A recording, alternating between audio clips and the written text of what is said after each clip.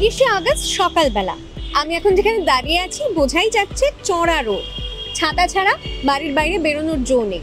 কিন্তু এমনটা কিন্তু কলকাতায় বেশিক্ষণ থাকবে না। এডিটরজি বাংলার তরফে এসে গেছি আবহাওয়ার আপডেট নিয়ে, জেনে নেব কেমন থাকবে সারাদিনের তাপমাত্রা।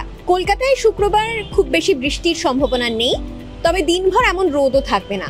আংশিক মেঘলা থাকতে পারে আকাশ।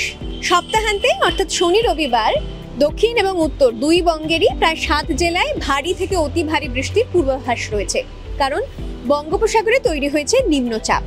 আর এই নিম্নচাপের জেরে উত্তর এবং দক্ষিণ 24 পরগনা, 2 মেদিনীপুর, ঝাড়গ্রাম এইসব অঞ্চলে বৃষ্টিপাত বেশ ভালো রকমের হবে শনি রবিবার।